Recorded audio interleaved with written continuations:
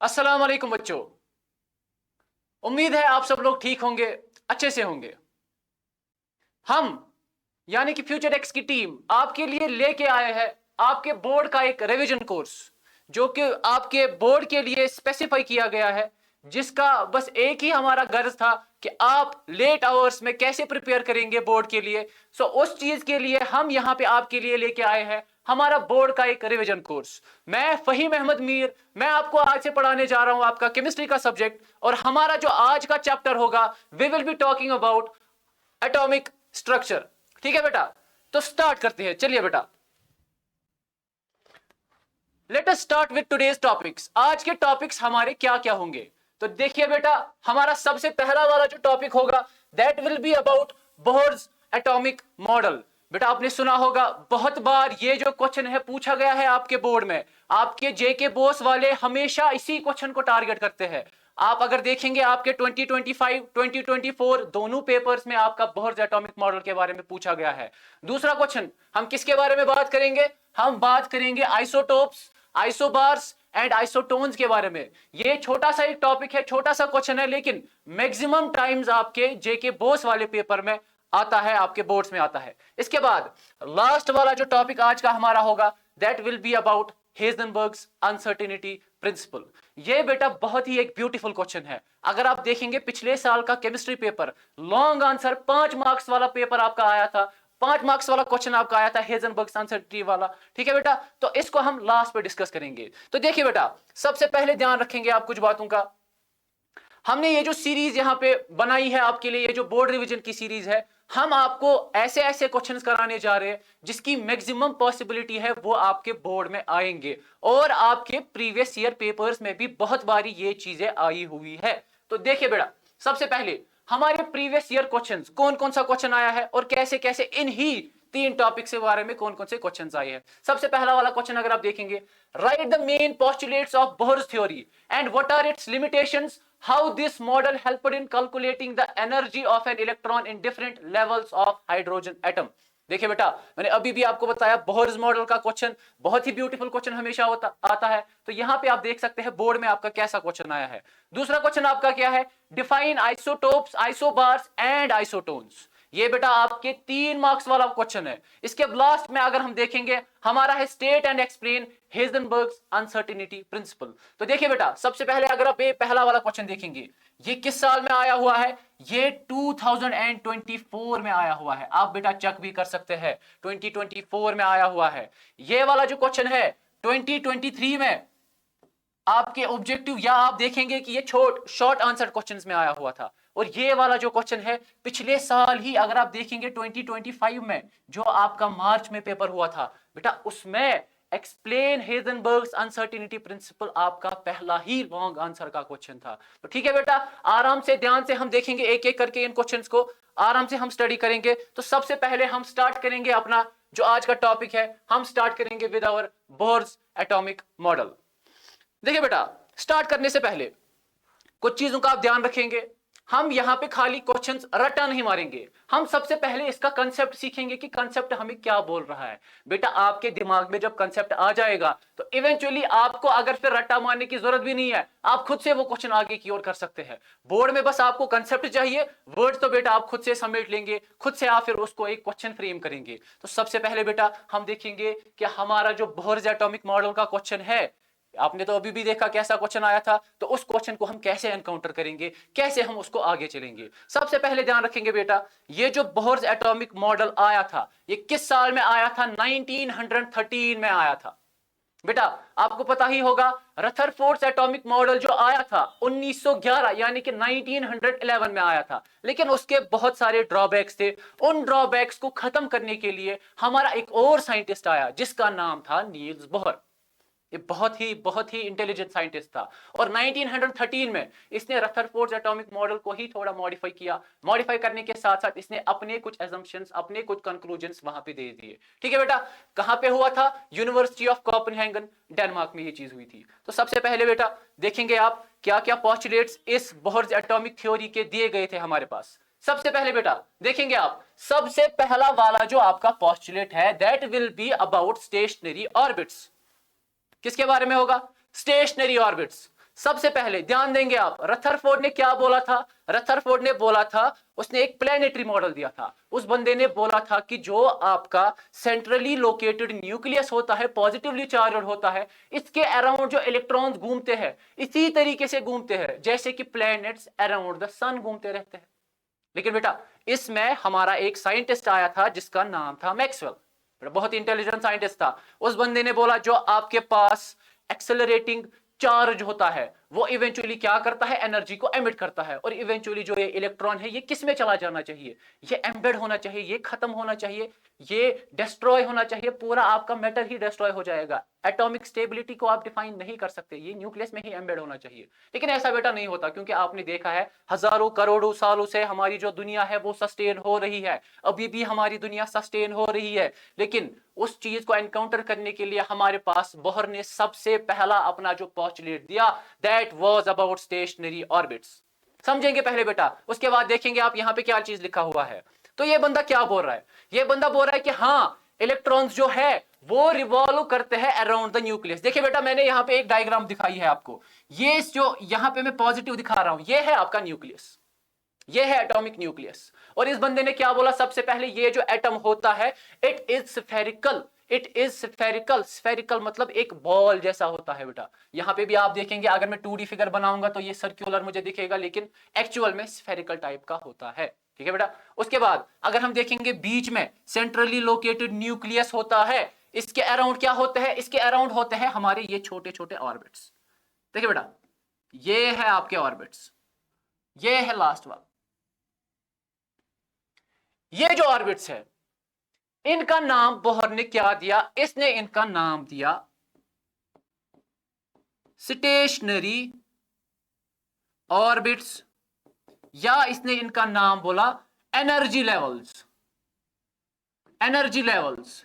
इस बंदे ने बोला जब भी एक इलेक्ट्रॉन, ये देखिए बेटा ये है आपका इलेक्ट्रॉन, ये रिवॉल्व कर रहा है इस ऑर्बिट में, ये जब भी ट्रैवल करेगा, जब भी ये रिवॉल्व करेगा अराउंड द न्यूक्लियस, ये कभी भी अपनी एनर्जी को एमिट नहीं करेगा, ना ही एब्जॉर्ब करेगा। हमेशा यहां पे ना एनर्जी बाहर की ओर जाएगी, ना ही एनर्जी एमिट हो जाएगी। तो क्या हो रहा है? ये जो स्टेशनरी ऑर्बिट है, ये जो एनर्जी लेवल है ये फिक्स्ड होता है। यहां पे जो इलेक्ट्रॉन है फ्रीली मूव अगर करेगा भी, लेकिन फिर भी उसके बरक्स अगर आप देखेंगे ये अपनी एनर्जी को एमिट बिल्कुल भी नहीं करता है। तो जो रथरफोर्ड का ड्रॉबैक आया था कि यहां पे स्टेबिलिटी डिफाइन नहीं होती, तो इस मॉडल का जो पहला ही पोस्टुलेट था उससे हमें पता चल रहा है कि जो इलेक्ट्रॉन है नहीं, ये तो कोई एनर्जी रेडिएट नहीं कर रहा। तो इवेंचुअली ये जो इलेक्ट्रॉन है या जो ये एटॉमिक मॉडल है ये तो अब स्टेबल हो गया बेटा। यहां पे देखेंगे क्या क्या चीजें हमने लिखी है। Electrons revolve around the nucleus only in certain specific circular paths. ये देखिए बेटा मैंने आपको अभी भी बताया, ये जो एनर्जी लेवल्स होती है स्टेशनरी ऑर्बिट्स होते हैं ये सर्कुलर इन नेचर होते हैं। ठीक है बेटा, कॉल्ड स्टेशनरी ऑर्बिट्स और शेल्स।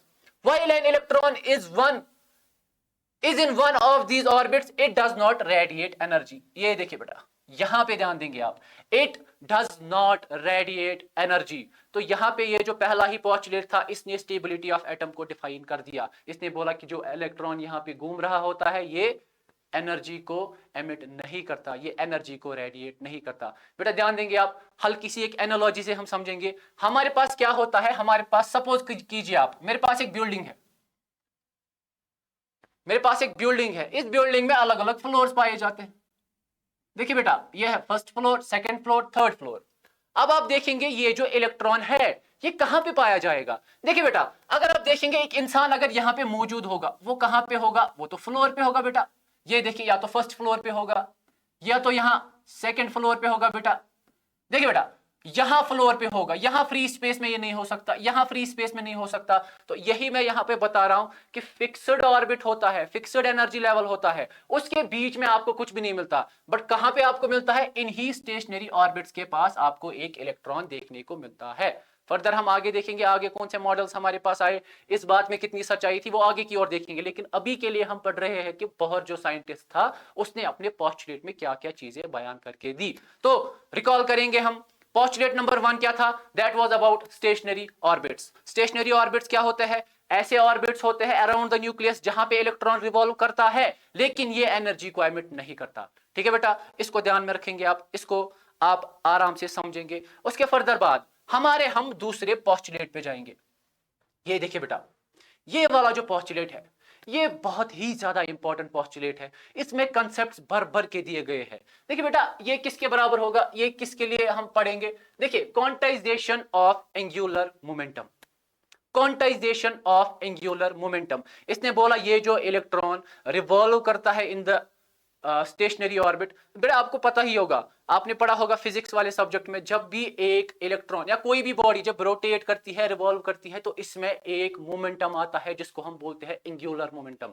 ठीक है बेटा, उसी एंगुलर मोमेंटम के बारे में हम पढ़ेंगे। ये जो इलेक्ट्रॉन होता है ये क्या एग्जिबिट करता है, एंगुलर मोमेंटम को एग्जिबिट करता है, और वो जो एंगुलर मोमेंटम का वैल्यू होता है वो क्वांटाइज्ड होता है। अब आप बताएंगे सर क्वांटाइज्ड का क्या मतलब। क्वांटाइज्ड का मतलब आप यहां पे देखेंगे, it must be an integral multiple of h divided by 2 pi, h divided by 2 पाई। अभी दिखाऊंगा ये h डिवाइडेड बाई 2 पाई कहां से आया। इस बंदे ने बोला h बाई 2 पाई, इसका जब आप कोई भी इंटीग्रल मल्टीपल लेंगे, यानी कि वंस लेंगे, ट्वाइस लेंगे, इंटीजर वैल्यू होना चाहिए। तो मैं उस इंटीजर को किससे डिनोट करूंगा, यहां पे n से डिनोट करूंगा। इस n का जो वैल्यू है 1 के बराबर हो सकता है, 2 के बराबर हो सकता है, 3 के बराबर हो सकता है।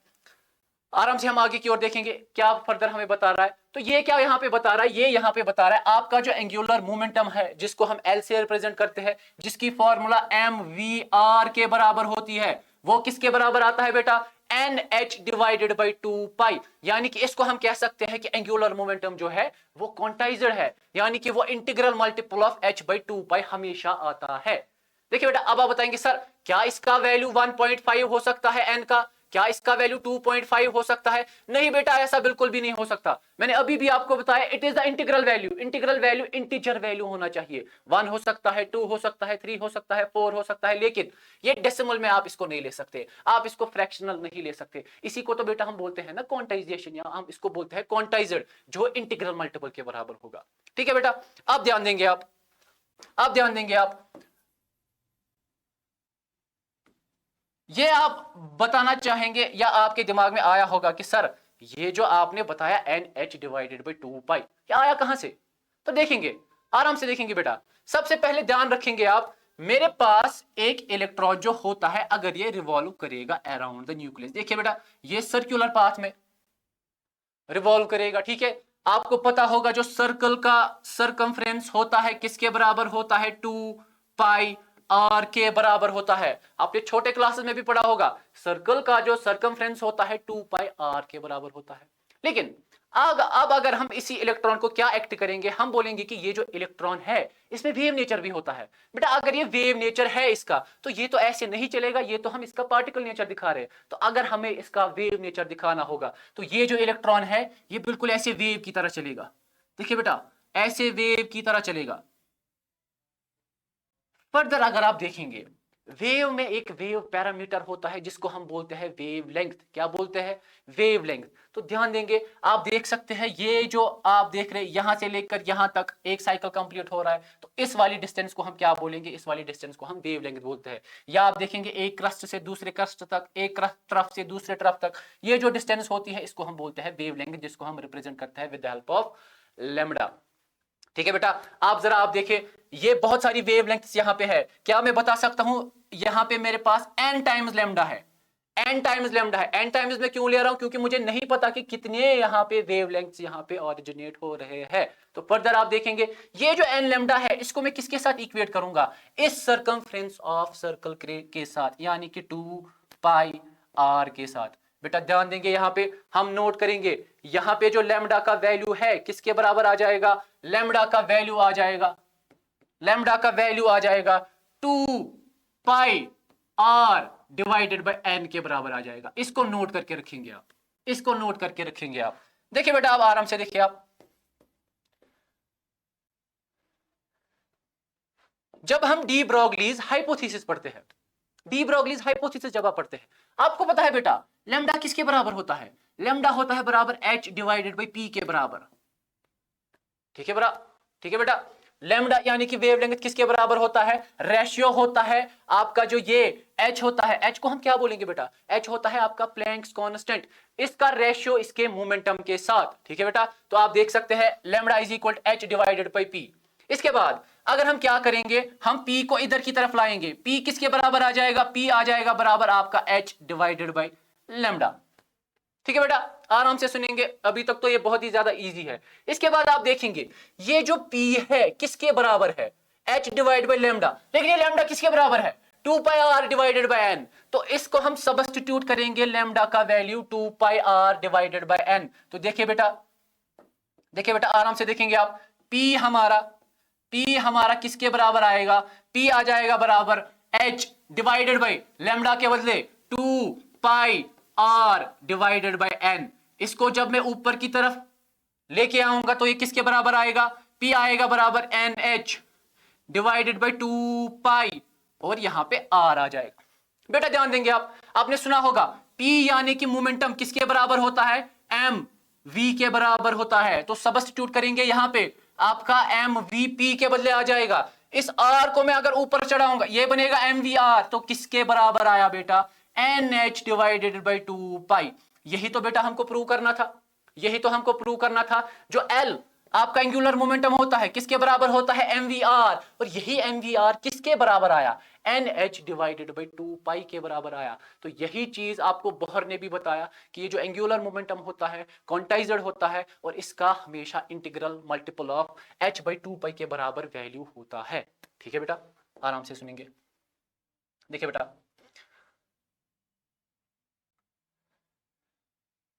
सुनिए बेटा, देखिए यहां पे आराम से, मैंने अब क्या बताया, मैंने आपको बताया L किसके बराबर होता है, mvr, वो बराबर होता है nh डिवाइडेड बाई 2 पाई।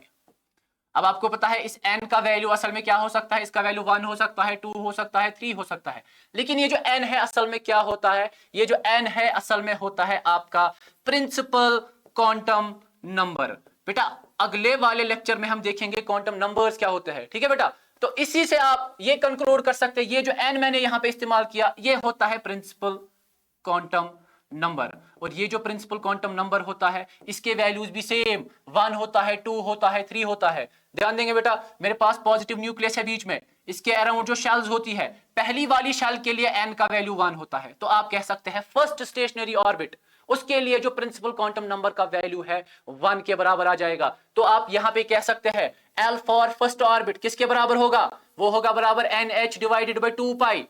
ठीक है बेटा, n का वैल्यू 1 के बराबर तो आ जाएगा h डिवाइडेड बाई 2 पाई। इसी तरीके से अगर आपको क्या करना होगा, अगर आपको दूसरी स्टेशनरी शेल के लिए एंगुलर मोमेंटम का वैल्यू निकालना होगा, आप देख सकते हैं L किसके बराबर आएगा, वो आ जाएगा बराबर 2h divided by 2 pi, 2h divided by 2 पाई। बेटा ये मैं ऐसे ही नहीं दिखा रहा, ये जो क्वेश्चंस है आपके नीट में पूछे गए हैं बेटा, तो आप देखेंगे अगर आपने बोर्ड का कंसेप्ट अच्छे से सीखा, आपका जो एंट्रेंस भी है वो भी क्लियर हो रहा है। तो ये देखिए, ये क्वेश्चन जो है नीट में बहुत बार पूछा गया है कि एल यानी कि एंगुलर मोमेंटम स्टेशनरी ऑर्बिट्स का निकाल के दो। तो अगर हम देखेंगे सेकंड शेल का 2h बाई 2 पाई, अगर हम देखेंगे थर्ड शेल का तो 3h by 2 pi, fourth shell का देखेंगे तो 4h बाई 2 पाई। ये तो बिल्कुल इजी हो गया आपके लिए, आपको खाली n का वैल्यू 1 2 3 4 कंटिन्यूअसली देते रहना है। ठीक है बेटा, तो सेकंड पोस्टुलेट रिकॉल करेंगे, क्वांटाइजेशन ऑफ एंगुलर मोमेंटम के बारे में हमें बताता है। क्वांटाइजेशन ऑफ एंगुलर मोमेंटम यानी कि the angular momentum of an electron in a stationery orbit is quantized. और ये क्वांटाइज्ड का क्या मतलब है, meaning it must be an integral multiple of h divided bye 2 पाई। ठीक है बेटा, और इसकी जो मैथमेटिकल फॉर्मुलेशन है मैंने यहां पे आपको वो चीज भी दिखा दी। ठीक है, अब चलते हैं हम अगले स्लाइड पे, ध्यान देंगे बेटा। अब हमारा तीसरा जो पोस्टुलेट है वो किसके बारे में है, वो है अबाउट एनर्जी ट्रांजिशंस। किसके बारे में है, एनर्जी ट्रांजिशंस के बारे में। अब आप बताएंगे सर एनर्जी ट्रांजिशन कब होगा। ठीक है, उसके लिए हमें एक क्वांटम वाला कंसेप्ट पढ़ना होगा जिसको हम बोलते हैं क्वांटम जंप्स। क्या बोलते हैं बेटा, क्वांटम जंप्स। मैंने अभी भी आपको पहले पोस्टुलेट में बताया, जो इलेक्ट्रॉन होता है स्टेशनरी ऑर्बिट में एनर्जी को रेडिएट बिल्कुल भी नहीं करता। लेकिन ध्यान देंगे आप, ये देखिए बेटा, मेरे पास एक न्यूक्लियस है, न्यूक्लियस के अराउंड आपके पास शेल्स है, इन शेल्स में तो इलेक्ट्रॉन्स होंगे ही होंगे। ये देखिए इलेक्ट्रॉन्स है।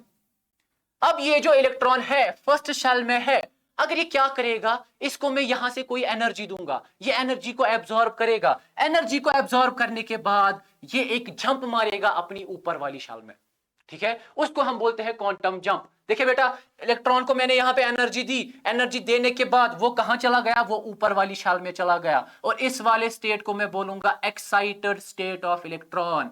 एक्साइटेड स्टेट ऑफ इलेक्ट्रॉन, यानी कि जो इलेक्ट्रॉन है, जब मैंने उसको यहां से एनर्जी दे दी, वो क्या हो गया, वो एक्साइट हो गया। अब एक्साइटेशन के बाद ऊपर वाली शैल में कितनी देर तक रहेगा, कितनी देर तक रहेगा? असल में इसका जो घर है वो तो पहला ही ऑर्बिट था, पहला ही स्टेशनरी शैल था, तो ये क्या करेगा, ये ज्यादा देर तक यहां पे नहीं रह पाएगा। इवेंचुअली क्या करेगा, ये बोलेगा कि मुझे अपनी ही जगह वापस आना है, तो क्या करेगा, वापस ये इलेक्ट्रॉन नीचे की तरफ आना चाहेगा। तो जब ये वापस नीचे की ओर आएगा, उस प्रोसेस को हम बोलते हैं डी एक्साइटेशन। क्या बोलते हैं बेटा, डी एक्साइटेशन हम उसको बोलेंगे। और डी एक्साइटेशन के टाइम जो मैंने एनर्जी इसको यहां से दी थी, वही एनर्जी को वापस एमिट करेगा। ध्यान देंगे बेटा, मैंने अभी भी आपको बताया, स्टेशनरी ऑर्बिट में जब इलेक्ट्रॉन ट्रैवल करेगा तो कोई एनर्जी एमिट नहीं होगी, लेकिन अगर ये जंप मारेगा ऊपर या ऊपर से नीचे आएगा तो वहां पे एनर्जी रेडिएट होती ही होती है। ठीक है बेटा, और उस एनर्जी का वैल्यू जो होता है वो देखेंगे बेटा, वो जो ई होता है वो किसके बराबर होता है, एच न्यू के बराबर होता है। What is H? एच वही फिर से आपका प्लैंक्स कांस्टेंट, और न्यू क्या है, न्यू है हमारा फ्रीक्वेंसी। आराम से देखेंगे बेटा, आराम से देखेंगे बेटा, यहां की तरफ ध्यान देंगे सब।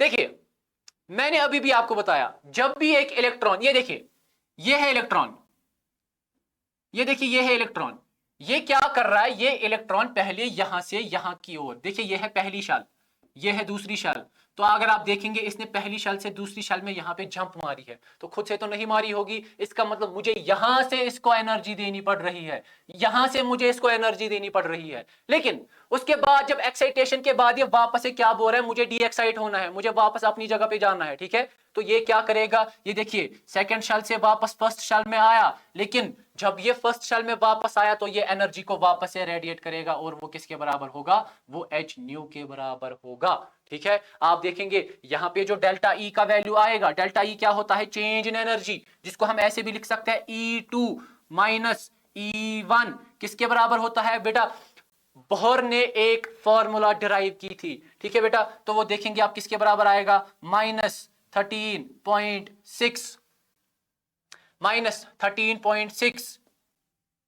Z square 1 divided by N1 square minus 1 divided by N2 square. बेटा आप बताएंगे sir what is this N1, what is this N2? N2 वो वाली शैल है जहां पे ये एक्साइट होके चला गया था। N1 क्या है, N1 है इसका ग्राउंड स्टेट वाला शैल, तो जब ये ऊपर जाएगा N2 से, वापस से छलांग नीचे की ओर मारेगा, वहां जो एनर्जी है किसके बराबर होगी, E2 माइनस E1, जो H न्यू के बराबर होती है eventually -13.6 Z square 1 divide by N1 square minus 1 divide by N2 square. बेटा आप देखेंगे ये जो Z है यहां पे, ये Z क्या है, ये Z आपका होता है एटॉमिक नंबर। एटॉमिक नंबर क्या होता है, एटॉमिक नंबर बेटा सबको पता होता है, बच्चों को भी पता होता है। एटॉमिक नंबर का मतलब होता है total number of protons in an atom. ठीक है बेटा, अगर हम हाइड्रोजन की बात करेंगे, हाइड्रोजन के लिए जो Z का वैल्यू है, Z का वैल्यू हमेशा 1 के बराबर आता है, क्योंकि इसमें खाली एक प्रोटॉन होता है। इसी तरीके से अगर आप हीलियम की बात करेंगे, हीलियम में भी किसके बराबर होता है, हीलियम में जो Z होता है वो 2 के बराबर होता है फॉर हीलियम एटम। ठीक है बेटा, तो आपने इस वाले पोस्टुलेट में क्या सीखा, आपने सीखा कि जो इलेक्ट्रॉन है वो जंप मार सकता है, जिसको हम क्वांटम जंप बोलते हैं। In between the shells, in between the stationary orbits jump मार सकता है, एक्साइट हो सकता है, लेकिन एक्साइटेशन के बाद जब ये वापस से डी एक्साइट होकर अपनी शेल में आया तो ये एनर्जी को वापस एमिट करेगा, उस एनर्जी को हम इस फॉर्मूला से निकाल सकते हैं। ठीक है बेटा, अब आप सोच रहे होंगे सर क्या इतना ही है? हाँ बेटा, अगर आप देखेंगे जो बोहर के पोस्टुलेट्स थे, पोस्टुलेट्स असल में इतने ही थे, पोस्टुलेट्स असल में इतने ही थे, तो फिर उसने जो सर वो रेडियस वाली फॉर्मूला दी थी, वो एनर्जी वाली फॉर्मूला दी थी, वो वेलोसिटी वाली फॉर्मूला दी थी, वो कहां से आई बेटा? वो इन्हीं पोस्टुलेट से हम डिराइव करते हैं, तो वो डिराइव्ड फॉर्मूलाज है, डिराइव्ड पोस्टुलेट्स है, आप उसको मेन पोस्टुलेट के साथ कंबाइन नहीं कर सकते। बहुत सारे इंस्टीट्यूट्स में अगर आप देखोगे आपको बताया होगा कि वो भी पोस्टुलेट्स है, बेटा वो असल में पोस्टुलेट्स नहीं होते, वो आउटकम्स होते हैं, वो रिजल्ट्स होते हैं, जो फॉर्मूलाज हमें इन पोस्टुलेट्स के थ्रू मिलते हैं। ठीक है बेटा, अब हम बात करेंगे उन्हीं के बारे में, तो ध्यान देंगे आप। सबसे पहले formulas derived from this model. अब इस मॉडल से हमें कौन कौन सी फॉर्मूला देखने को मिलेगी, ध्यान देंगे बेटा। सबसे पहली वाली जो फॉर्मूला है वो है आपका radius radius of nth orbit, radius of nth orbit. देखिए आपसे कोई सवाल पूछ सकता है कि आप तो बता रहे हैं स्टेशनरी शेल्स के बारे में, स्टेशनरी ऑर्बिट्स के बारे में, जरा आप उसका रेडियस बता के दीजिए। ठीक है बेटा, कोई भी आपको ये सवाल पूछ सकता है। तो इसी सवाल को एनकाउंटर करने के लिए या आप देखेंगे आपके जो क्वेश्चंस आए थे, क्वेश्चन में क्या दिया गया था कि आप कैसे एनर्जी को निकालेंगे, कैसे रेडियस वगैरह को निकालेंगे। पिछले साल बोहर मॉडल में आया था कि एनर्जी को निकाल के दीजिए, इस बार हम देखेंगे रेडियस भी आ सकता है। तो रेडियस सबसे पहले हम देखेंगे, उसके बाद हम एनर्जी भी देखेंगे। तो देखिए बेटा, किसी भी ऑर्बिट, एन मैंने इसीलिए रखा क्योंकि कोई भी ऑर्बिट हो सकता है, तो किसी भी ऑर्बिट के लिए अगर आपको रेडियस का वैल्यू निकालना होगा वो किसके बराबर होता है, तो ध्यान देंगे बेटा, आर किसके बराबर होता है, आर होता है बराबर ए नॉट, आर होता है बराबर ए नॉट, और उसके बाद n square divided by Z, n square divided by Z. फिर से बताएंगे आप, what is this n, recall करेंगे, हमने अभी भी देखा एन होता है प्रिंसिपल क्वांटम नंबर, जिसका वैल्यू फर्स्ट शेल के लिए 1 होता है, सेकंड शेल के लिए 2 होता है, थर्ड शेल के लिए 3 होता है। ठीक है बेटा, आपने देखा भी होगा, आपने पढ़ा होगा कि पहली वाली जो शेल है उसको हम रिप्रेजेंट करते हैं विद द हेल्प ऑफ के, उसके बाद वाली जो शेल है उसको हम रिप्रेजेंट करते हैं with the help of L, उसके बाद वाली जो शेल है उसको हम रिप्रेजेंट करते हैं with the help of m. तो इनके लिए जो एन का वैल्यू है, इसके लिए 1 आ जाएगा, इसके लिए 2 आ जाएगा, इसके लिए 3 आ जाएगा। आप कह सकते हैं this is the first shell, this is the second shell, this is the third shell. ठीक है बेटा, आराम से जाएंगे। तो यहां पे आप देखेंगे मैंने आपको एक फॉर्मूला बता के दी, आर किसके बराबर होता है, a naught n square divide by Z. यहां पे जो एन है principal quantum number, principal quantum number. Z क्या है, जेड फिर से वही चीज है, ये होता है आपका एटॉमिक नंबर, एटॉमिक नंबर होता है। और ये जो ए नॉट है, इस ए नॉट का एक वैल्यू होता है, देखिए बेटा, इस ए नॉट का वैल्यू होता है 0.529 एंगस्ट्रम्स के बराबर। ये एंगस्ट्रम क्या होता है बेटा, आपने पढ़ा होगा यूनिट कन्वर्जन में, ये जो एंगस्ट्रम होता है 10 रेज़ टू पावर -10 मीटर्स के बराबर होता है। ठीक है, तो सुनिए आप आराम से, ये जो ए नॉट है किसके बराबर आया, 0.529 एंगस्ट्रम। तो अगर हम इसको मॉडिफाई वापस से करेंगे तो आर आपका किसके बराबर आ जाएगा, आर आ जाएगा बराबर 0.529 n square divided by Z. ठीक है, अब आपको पहली शेल के लिए रेडियस निकालना होगा तो एन का वैल्यू 1 देंगे, लेकिन ये भी ध्यान देना है कि आप किस एटम के बारे में बात कर रहे हैं, क्या आप हाइड्रोजन की बात कर रहे हैं, क्या आप हीलियम की बात कर रहे हैं। एक बात आप दिमाग में रखेंगे कि ये जो आपका बोहर्स मॉडल है ये खाली हाइड्रोजन और हाइड्रोजन लाइक एटम्स के लिए डिफाइन होता है, ये जो हायर एटॉमिक नंबर वाले हैं उनके लिए ये डिफाइन नहीं होता, ये इसका बाद में फिर ड्रॉबैक भी बन जाता है। तो इसीलिए मैं यहां पे बोल रहा हूं, यहां पे जो जेड है ये यूजुअली या तो आप हाइड्रोजन का लेंगे या तो आप हीलियम का लेंगे। अगर हाइड्रोजन का लेंगे तो जेड का वैल्यू 1 आएगा, अगर हीलियम का लेंगे तो जेड का वैल्यू आपका 2 के बराबर आ जाएगा। तो देखिए बेटा, अब आप बोलेंगे सर इसका जो आर रेडियस आएगा इसका यूनिट क्या होगा, क्या मीटर्स में आएगा, क्या किलोमीटर्स में आएगा? नहीं बेटा, मैंने अभी भी आपको बताया ए नॉट का वैल्यू अगर हमने एंगस्ट्रम में लिया तो ये भी आपका एंगस्ट्रम में वैल्यू आ जाएगा, ये भी आपका एंगस्ट्रम्स में वैल्यू आ जाएगा।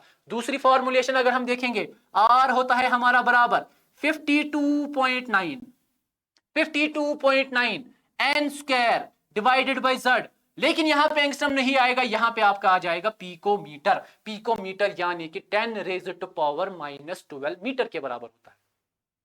ठीक है, आपने समझा होगा आराम से कि रेडियस वाली जो फॉर्मूला है वो रेडियस वाली फॉर्मूला आपकी ये है, आर होता है बराबर 0.529 n square divided by z, where n stands for principal quantum number.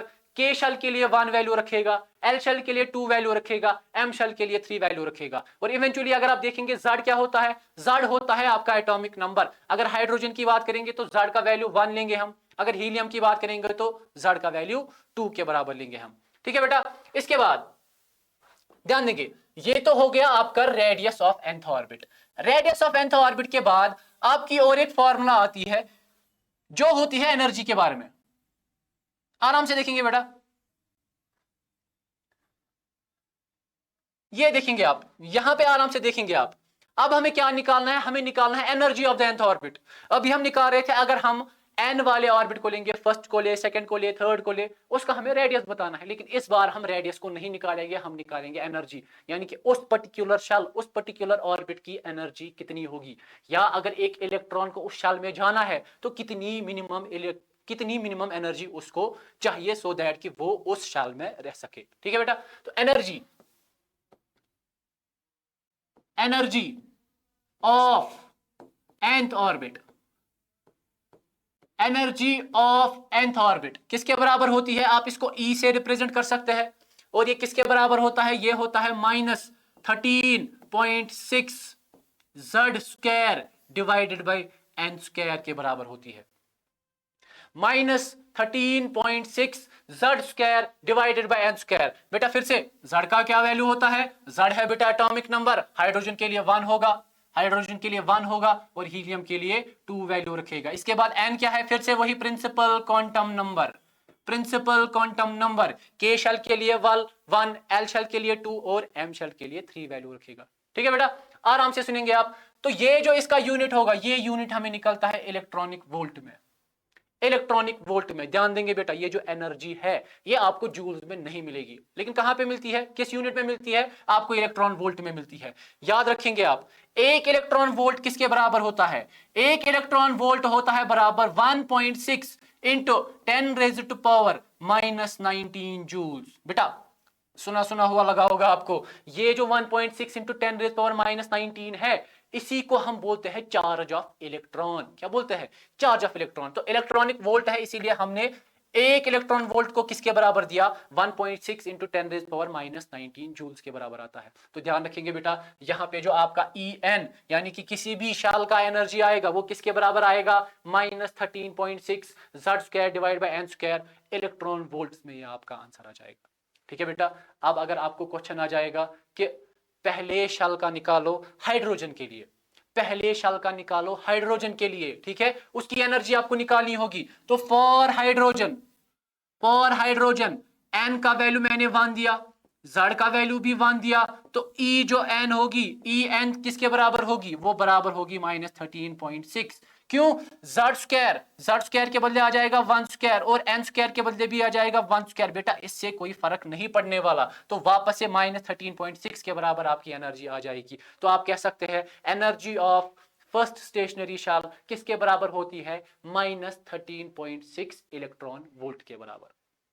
ठीक है बेटा, ये हो गया आपका फॉर्मूला नंबर 2। अब इसके बाद फॉर्मूला नंबर 3 की ओर ध्यान रखेंगे हम, फॉर्मूला नंबर 3 की ओर ध्यान रखेंगे हम।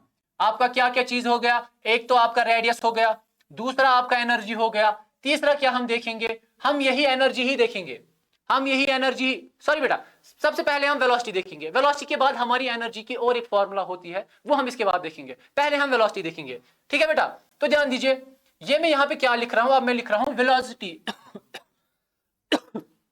सॉरी बेटा। तो देखिए बेटा, वेलोसिटी ऑफ nth ऑर्बिट,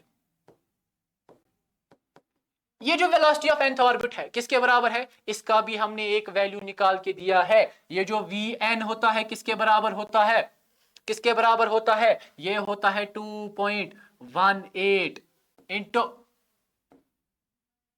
आपका Z डिवाइडेड बाय n। ठीक है बेटा, आपका जो वेलोसिटी का यूनिट आ जाएगा वो आ जाएगा यहां पे मीटर पर सेकेंड।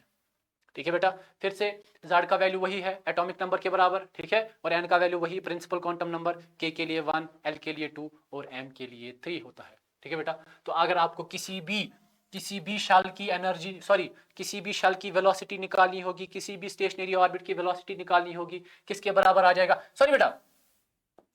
सॉरी बेटा यहां पे ध्यान देंगे आप, ये आता है बराबर 2.18 इंटू 10⁻⁶, उसके बाद आ जाएगा आपका Z डिवाइडेड बाय n। ये 10⁻⁶ ध्यान में रखेंगे बेटा। ठीक है बेटा, तो 10⁻⁶ आपने लिया, तो यहां से आपको लेना है मीटर पर सेकेंड। तो ये वाली आपकी फॉर्मूला बन जाएगी for velocity of nth orbit, जिसमें वो इलेक्ट्रॉन मूव करेगा तो किस वेलोसिटी से मूव करेगा।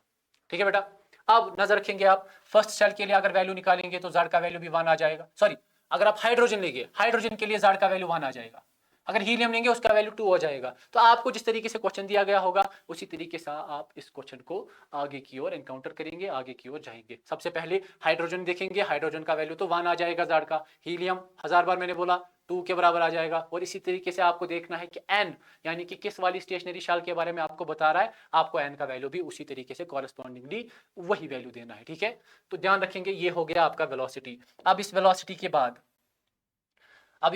के बाद क्या आ जाएगा हमारा, मैंने अभी भी आपको बताया, जब आपका एक इलेक्ट्रॉन क्वांटम जंप मारेगा, यानी कि एक शेल से दूसरी शेल में जाएगा या दूसरी शेल से पहली वाली शेल में आएगा, तो या तो एनर्जी एब्जॉर्ब होगी या तो एनर्जी एमिट होगी। और उस एनर्जी का वैल्यू हमारा किसके बराबर होता है, ध्यान देंगे बेटा, E किसके बराबर आएगा, h न्यू के बराबर आएगा। या अगर आप एनर्जी डिफरेंस को निकालना चाहेंगे तो डेल्टा E से रिप्रेजेंट करेंगे, किसके बराबर आएगा, वो भी h न्यू के बराबर आएगा। उसको हम ऐसे भी लिख सकते हैं E2 माइनस E1, और इवेंचुअली किसके बराबर आता है, ध्यान दीजिए, -13.6 z square 1 divided by n1 square minus 1 divided by n2 square. ये देखिए बेटा, ध्यान देंगे आप, जिस शेल से नीचे की ओर आ रहा है, देखिए ये है ग्राउंड स्टेट वाली शेल, आप बताएंगे इलेक्ट्रॉन ऊपर वाली से नीचे वाली शेल में आ रहा है, तो n1 का वैल्यू आपका कॉरेस्पॉन्डिंगली वही चीज होगा। ठीक है, मतलब जिस शेल में अब इलेक्ट्रॉन जा रहा है उसका वैल्यू n1 आएगा। इसी तरीके से n2 मतलब जहां से ऊपर वाली शेल से ये टी एक्साइट होके नीचे आ रहा है। ठीक है, अब ध्यान दीजिए बेटा, ये जो डेल्टा ई है किसके बराबर है, h न्यू के बराबर है, E2 minus E1 minus 13.6 z square into 1 by n1 square minus 1 by n2 square. क्या मैं इसको कुछ मॉडिफिकेशन कर सकता हूं, देखिए बेटा, h न्यू को मैं ऐसे भी लिख सकता हूं hc divided by lambda, hc divided by lambda. ये जो hc डिवाइडेड बाय लैम्डा है किसके बराबर आ जाएगा, ये फिर से इसी के बराबर आ जाएगा, minus 13.6 z square 1 divided by n1 square minus 1 divided by n2 square. यहां पे ध्यान देंगे, आप क्या करेंगे, आप इस h और c को नीचे लाएंगे, तो ये आपका बन जाएगा 1 बाय लैम्डा। 1 बाय लैम्डा किसके बराबर आ जाएगा, minus 13.6 z square divided bye hc। और यहां से आप क्या लिखेंगे, यहां से आप लिखेंगे ऐसे 1 by n1 square minus 1 by n2 square. ठीक है बेटा, इसके फर्दर बाद हम फर्दर ऊपर की तरफ लिखेंगे। यहां पे ध्यान दीजिए बेटा, ये जो 1 बाय लैम्डा होता है इसको हम इनवर्स ऑफ द वेवलेंथ बोलेंगे, या हम इसका एक न्यू टर्मिनोलॉजी, न्यू टर्म हम यहां पे हम इस्तेमाल करेंगे, जिसको हम बोलते हैं वेव नंबर। क्या बोलते हैं, वेव नंबर। ये जो वेव नंबर होता है किसके बराबर होता है, 1 डिवाइड बाय लैम्डा के बराबर होता है। और ये जो 1 डिवाइड बाय लैम्डा है, ये देखिए, ये जो वैल्यू है 13.6 डिवाइड बाय hc, इसका वैल्यू आता है rb के बराबर। अब आप बताएंगे sir what is this rb, यहां देखिए, मैं यहां पे लिखूंगा r, यहां पे z स्क्वायर ऐसे ही लिखूंगा, 1 by n1 square minus 1 by n2 square. और ये जो आपका r है, ये होता है रिडबर्ग्स कांस्टेंट, और आप देख सकते हैं ये वाली जो फॉर्मूला है इसको हम बोलते हैं रिडबर्ग्स फॉर्मूला। ठीक है बेटा, अभी हम एनर्जी का वैल्यू निकाल रहे थे, अब हम इनवर्स ऑफ द वेवलेंथ या वेव नंबर के बारे में बताएंगे। ठीक है, और ये जो r होता है रिडबर्ग कांस्टेंट, इसका वैल्यू होता है 109677 सेंटीमीटर इनवर्स, इसका वैल्यू होता है 109677 सेंटीमीटर इनवर्स। तो अगर आपको कभी भी बताया जाएगा कि एक इलेक्ट्रॉन जो है डी एक्साइट होके n का वैल्यू 2 होगा, यानी कि दूसरी शेल से पहली शेल में आया, तो आप n2 का वैल्यू 2 देंगे, n1 का वैल्यू 1 देंगे, और इवेंचुअली आप निकाल सकते हैं कि वहां पे 1 बाय लैम्डा आएगा। उसका जब आप रिवर्स करेंगे, रेसिप्रोकल करेंगे, तो आपको वेवलेंथ का वैल्यू आ जाएगा। ठीक है बेटा, आपको क्या आ जाएगा, वेवलेंथ का वैल्यू आ जाएगा। अब इसी वेवलेंथ को अगर मैं प्लॉट करूंगा, देखिए बेटा, अगर आपका सेकंड शेल से फर्स्ट शेल में आया तो उसके लिए एक वेवलेंथ निकलेगी, इसी तरीके से थर्ड शेल से फर्स्ट शेल में आया उसके लिए दूसरी वेवलेंथ निकलेगी। इन्हीं बहुत सारी वेवलेंथ को जब मैं एक फोटोग्राफिक प्लेट पे देखूंगा तो वहां पे मेरा एक स्पेक्ट्रम बनता है, जिसको हम बोलते हैं एटॉमिक स्पेक्ट्रम। क्या बोलते हैं बेटा, एटॉमिक स्पेक्ट्रम। तो आप कह सकते हैं बोहर्स मॉडल ने आपको एटॉमिक स्पेक्ट्रम के बारे में भी बताया। ठीक है, यहां की तरफ ध्यान देंगे, इसको कंक्लूड करेंगे, इसके बाद हम नेक्स्ट वाला स्लाइड देखेंगे। ये देखिए बेटा, यहां पे अगर आप देखेंगे हम नया टॉपिक स्टार्ट करेंगे, नया टॉपिक नहीं है, इसी का सब टॉपिक है, तो इसमें आ जाएगा आपका एटॉमिक स्पेक्ट्रम। अब इस एटॉमिक स्पेक्ट्रम के बारे में बात करेंगे। मैंने अभी भी आपको बताया, देखिए ये जो वेव नंबर है 1 divide by lambda R H, यानी कि रेडबर्ग्स कांस्टेंट 109677 के बराबर होता है। आप एक ध्यान देंगे, यहाँ पे इस बंदे ने यहाँ पे Z स्क्वायर नहीं लिखा है। ये देखिए बेटा, इस बंदे ने यहाँ पे Z स्क्वायर नहीं लिखा है। क्यों नहीं लिखा है? क्योंकि इसने ये जो फॉर्मूला है ये हाइड्रोजन के लिए बताई है, और हाइड्रोजन के लिए Z का वैल्यू 1 है, 1 स्क्वायर वापस से 1 ही आएगा, उसको प्रोडक्ट में लेना एक जैसी बात है, ठीक है। तो ये दिस वाली फॉर्मूला जो है ये हाइड्रोजन के लिए है, लेकिन अगर आपको किसी भी एटम के लिए लिखना होगा तो आप यहाँ पे Z स्क्वायर भी साथ में जरूरी लिखेंगे, ठीक है बेटा। तो ध्यान देंगे आप, ध्यान देंगे आप। यहां देखिए एटॉमिक स्पेक्ट्रम, मैंने आपको बताया कभी कभी ऐसा हो सकता है कि सेकंड शेल से फर्स्ट शेल में जाएगा इलेक्ट्रॉन, थर्ड शेल से फर्स्ट शेल में जाएगा इलेक्ट्रॉन। हर किसी डी एक्साइटेशन में, हर किसी ट्रांजिशन में क्या हो जाएगा, आपकी एक कॉरेस्पॉन्डिंग वेवलेंथ निकलेगी, और उस वेवलेंथ को जब हम देखेंगे एक स्पेक्ट्रोस्कोप से, हमारे पास एक नया ब्रांच आता है जिसको हम स्पेक्ट्रोस्कोपी बोलते हैं, तो हम वहां से क्या करते हैं, हम वहां से एक एटॉमिक स्पेक्ट्रम को हासिल कर लेते हैं। बेटा ध्यान दीजिए यहां की ओर, ये देखिए मेरे पास न्यूक्लियस है, न्यूक्लियस के अराउंड मेरे पास शेल्स है। ये देखिए बेटा, आराम से ध्यान से देखेंगे, न्यूक्लियस बीच में, अंदर इसके इर्द गिर्द शेल्स है, और इसमें आपके इलेक्ट्रॉन्स है। ये देखिए इलेक्ट्रॉन्स, ठीक है बेटा। अब इसके बाद मैं क्या करूंगा, मैं इस इलेक्ट्रॉन को दूंगा एनर्जी, यहां से मैं इसको एनर्जी दूंगा। जब मैंने इसको एनर्जी दिया, ये एक्साइट होकर सेकंड शेल में गया, या आप कह सकते हैं ये थर्ड शेल में भी जा सकता है, डिपेंड करता है कि मैंने कितनी एनर्जी दी है इसको, ठीक है बेटा।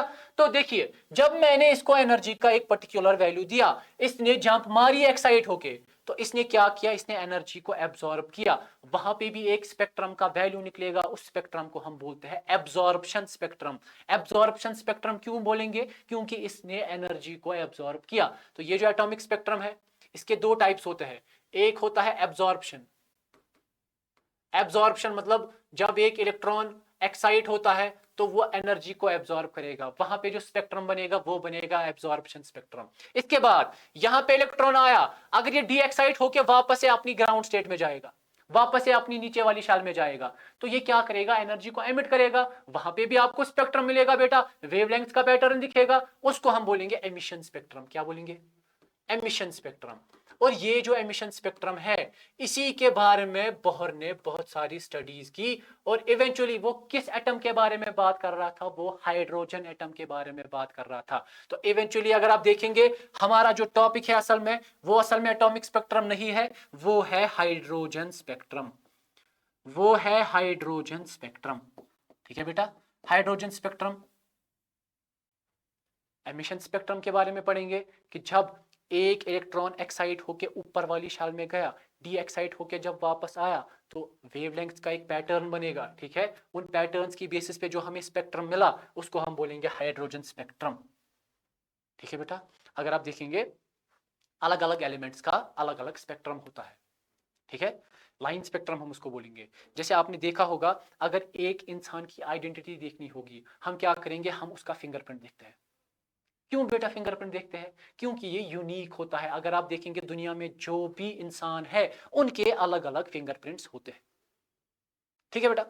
इसी तरीके से एटम की पहचान क्या होती है, एटम की पहचान होती है उसका लाइन स्पेक्ट्रम, यानी कि हर एक एटम का, हर एक एलिमेंट का अपना एक अलग सा लाइन स्पेक्ट्रम होता है, एक अलग कलर वो देता है, ठीक है, जो कि कॉरेस्पॉन्ड करता है एक पर्टिकुलर वेवलेंथ को, ठीक है बेटा। अब इसी हाइड्रोजन स्पेक्ट्रम के बारे में कुछ चीजें हम पढ़ेंगे, ध्यान देंगे बेटा, आराम से ध्यान देंगे आप। सबसे पहले मैंने यहाँ पे आपके पास चार्ट रखा है, यहाँ पे ये देखिए बेटा, ये देखिए बेटा। सबसे पहले जब मैं इस लैम्डा का वैल्यू निकालूंगा, जब मैं देखूंगा कि ट्रांजिशन हो रहा है फ्रॉम इनिशियल, सबसे पहले देखेंगे अगर आपका n1 का वैल्यू 1 होगा, ये देखिए बेटा n1 का वैल्यू हमारे पास 1 के बराबर होगा, यानी कि कहीं से भी इलेक्ट्रॉन आ रहा है, सेकंड शेल से, थर्ड शेल से, फोर्थ शेल से, या आप कहेंगे इंफिनिटी से भी आ रहा है, लेकिन जा कहां रहा है, वो जा रहा है पहली शेल में। यहां पे n का वैल्यू 1 है, ठीक है। तो वहां पे जो स्पेक्ट्रम आता है, वहां पे जो एक सीरीज बनती है, उस सीरीज को मैं बोलता हूं लाइमन सीरीज। क्या बोलता हूं, लाइमन सीरीज। आप कह सकते हैं n1 का वैल्यू यहां पे 1 आ जाएगा लाइमन सीरीज के लिए, और n2 का वैल्यू क्या हो सकता है, वो 2 भी हो सकता है, 3 भी हो सकता है, 4 भी हो सकता है, और ये कहां तक जा सकता है, ये इंफिनिटी तक जा सकता है।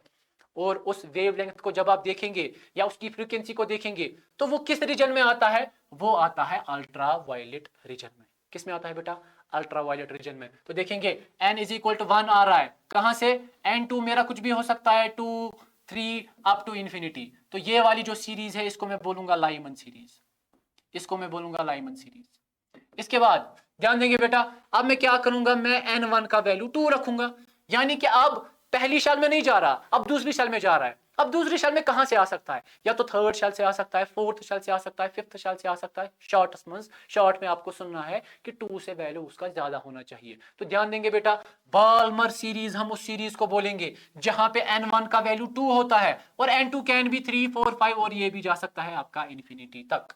ठीक है, इसका जो रीजन होता है कहां पे होता है, ये विजिबल रीजन ऑफ स्पेक्ट्रम होता है। नीट में बेटा क्वेश्चन आया हुआ है, नीट में क्वेश्चन आया हुआ है कि ये जो विजिबल रीजन ऑफ स्पेक्ट्रम है, ये जो विजिबल रीजन ऑफ स्पेक्ट्रम है, आप चेक भी कर सकते हैं अपनी नीट सीरीज नीट बुक्स में। ठीक है, वहां पे लिखा है कि ये जो रीजन ऑफ स्पेक्ट्रम जहां पे विजिबल आपको देखने को मिलता है वो कौन सी वाली सीरीज होती है। तो वहां पे आपको ऑप्शन दिए गए थे, लाइमन, बाल्मर, पास्चन, ब्रैकेट। ठीक है, तो आपको टिक किसको देनी थी, आपको टिक देनी थी बाल्मर सीरीज को, क्योंकि उसी में आपका विजिबल पोर्शन आता है। ठीक है, तो बाल्मर के लिए n1 का वैल्यू 2 होता है और n2 का वैल्यू कुछ भी 3 हो सकता है, 4 हो सकता है और अप टू इंफिनिटी जा सकता है। इसको हम बोलेंगे बाल्मर।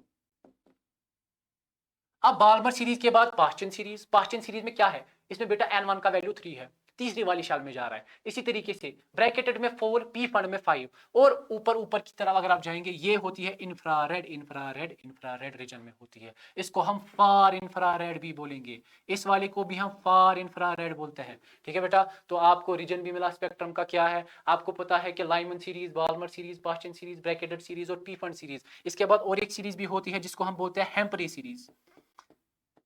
हेम्पले सीरीज जहां पे आपके n1 का वैल्यू 6 होता है। ठीक है, और n2 का वैल्यू आ सकता है आपका 7 8 9 और जा सकता है इंफिनिटी तक। ठीक है, वो भी इंफ्रारेड रीजन में ही आता है। ठीक है बेटा, तो आप देख सकते हैं ये जो आपका एमिशन स्पेक्ट्रम है ये हाइड्रोजन का था। ठीक है, अगर आप इसको ग्राफिकली रिप्रेजेंट करना चाहेंगे, अगर आप इसको ग्राफिकली रिप्रेजेंट करना चाहेंगे, देखिए बेटा आराम से देखेंगे हम, थोड़ा सा बड़ा टॉपिक है इसीलिए मैंने आपको बोला था कि ध्यान देंगे आप, ध्यान से पढ़ेंगे आप। देखिए बेटा, हम एक ग्राफ देखेंगे,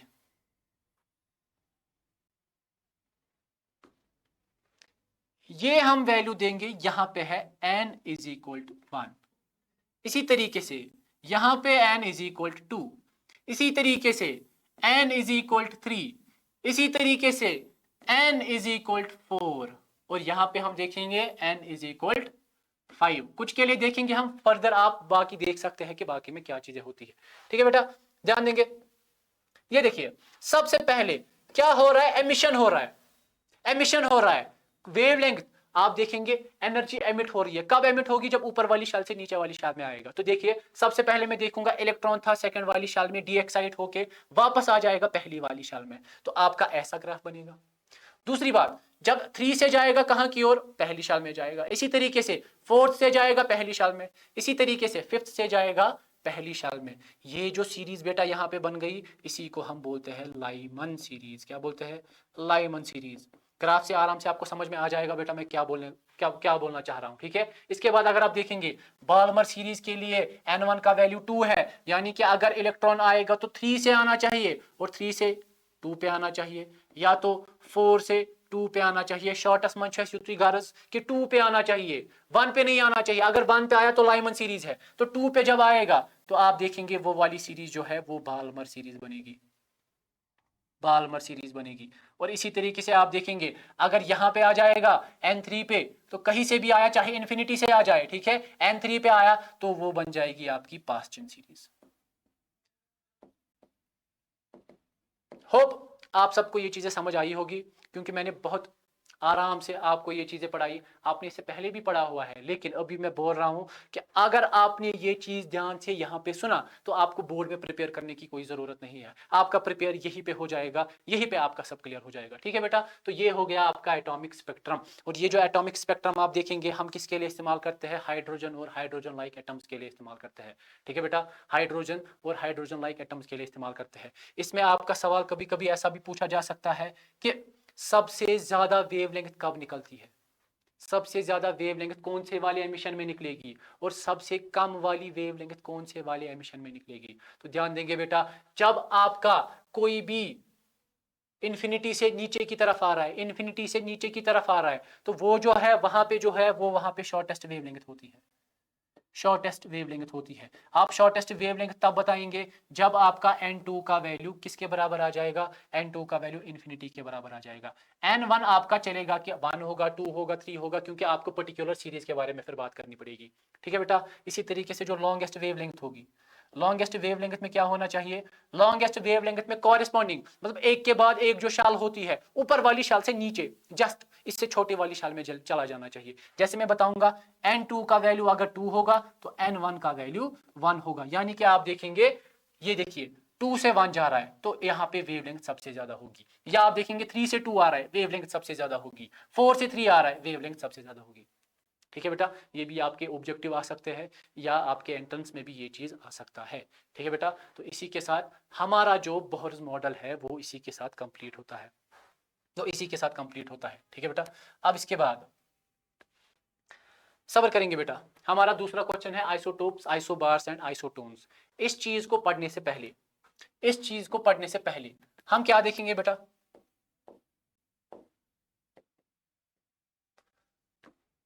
इस चीज को पढ़ने से पहले हम सबसे पहले देखेंगे बोहर्स मॉडल जो हमने पढ़ा, इस बोहर्स मॉडल में हमारे जो ड्रॉबैक्स थे वो क्या क्या थे, हमारे जो ड्रॉबैक्स थे वो क्या क्या थे। तो ध्यान देंगे बेटा, सबसे पहला वाला ड्रॉबैक आप नोट करेंगे, सबसे पहला वाला ड्रॉबैक आप नोट करेंगे, ये जो बोहर्स एटॉमिक थ्योरी है, बोहर्स मॉडल है, ये खाली हाइड्रोजन और हाइड्रोजन लाइक एटम्स के लिए डिफाइन होता है, हाइड्रोजन और हाइड्रोजन लाइक एटम्स के लिए डिफाइन होता है,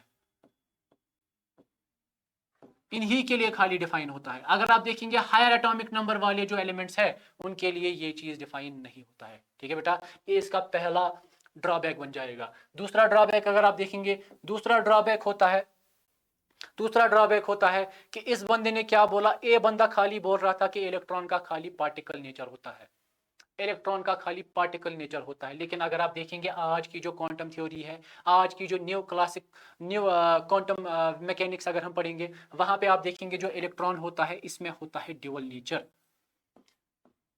ड्यूअल नेचर।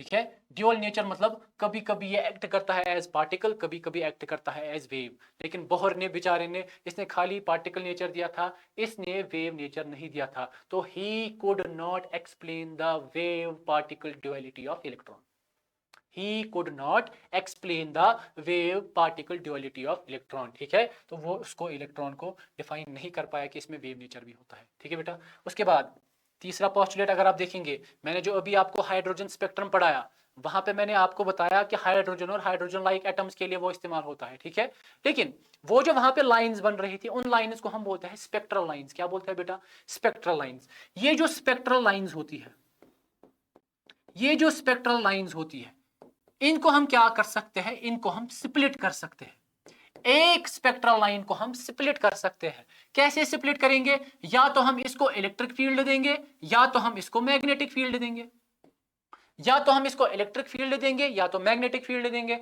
अगर आप स्पेक्ट्रल लाइन को स्प्लिट करेंगे with the help of electric field, उस इफेक्ट को हम बोलते हैं स्टार्क इफेक्ट, उस इफेक्ट को हम बोलते हैं स्टार्क इफेक्ट। ठीक है बेटा, इसी तरीके से अगर आप देखेंगे मैग्नेटिक फील्ड से एक स्पेक्ट्रल लाइन टूट रही है, स्प्लिट हो रही है, तो उसको हम बोलेंगे जीमन इफेक्ट, जीमन इफेक्ट। और इन दोनों इफेक्ट्स को बोहर डिफाइन नहीं कर पाया। और लास्ट वाला पोस्टुलेट आप ध्यान देंगे, लास्ट वाला पोस्टुलेट किसके बारे में था, लास्ट पोस्टुलेट ये था कि इस बंदे ने बोला था कि जो आपका इलेक्ट्रॉन होता है एक पर्टिकुलर स्टेशनरी ऑर्बिट के अराउंड होता है, तो इसने एक बराबर बाउंड्री दी आपको कि ये है बाउंड्री इसकी, यहाँ पे इलेक्ट्रॉन मौजूद होता है। लेकिन अगर आप आज का पर्टिकुलर टाइम में देखेंगे कि इलेक्ट्रॉन कैसे पहचाना जाता है, कैसे उसकी लोकेशन ट्रैक की जाती है, तो वो हम ट्रैक करते हैं on the basis of probability distribution. और वही प्रोबेबिलिटी डिस्ट्रीब्यूशन जो हमें एक साइंटिस्ट यानी कि श्रोडिंगर ने दिया था, उसने एक कंसेप्ट दिया ऑर्बिटल कंसेप्ट। ऑर्बिटल मतलब एक स्पेस होता है, एक रीजन होता है around the nucleus where probability of finding an electron is maximum. लेकिन इसने उस प्रोबेबिलिटी के बारे में कुछ नहीं बताया। इसने बताया कि इलेक्ट्रॉन एक शेल में पाया जा सकता है, लेकिन वो चीज बिल्कुल गलत था। ठीक है बेटा, तो इसने क्या बताया, ये जो प्रोबेबिलिटी डिस्ट्रीब्यूशन ऑफ इलेक्ट्रॉन होता है, प्रोबेबिलिटी डिस्ट्रीब्यूशन ऑफ इलेक्ट्रॉन जो होता है, ये उसको डिफाइन नहीं कर पाया, या आप सिंपली कह सकते हैं कि ये एक ऑर्बिटल को डिफाइन नहीं कर पाया। ठीक है बेटा, तो ये जो मॉडल है इसी के साथ खत्म होता है, इसी के साथ आपका जो पहला क्वेश्चन है वो खत्म होता है। ठीक है बेटा, मैंने आपको समझाया बहुत ज्यादा, आप बताएंगे सर इतना टाइम कहाँ है हमें बोर्ड में। ठीक है, तो मैं आपको समझा रहा था, जब आपको एक बार कंसेप्ट समझ आया तो आप ऐसे लिख सकते हैं, आपके लिए 5 या 10 मिनट काफी है इस क्वेश्चन के लिए। ठीक है बेटा, तो ध्यान देंगे आप, घबराना नहीं है, कंसेप्ट सीखना है, कंसेप्ट सीखने के बाद आप खुद से भी लिख सकते हैं। तो यहीं पे आप सारा प्रिपेयर करके जाएंगे। बोहर्स मॉडल आज का हमारा यहीं पे खत्म होता है। ठीक है बेटा, अब नजर रखेंगे हम, अब नजर रखेंगे हम हमारा सेकंड वाला क्वेश्चन जो था,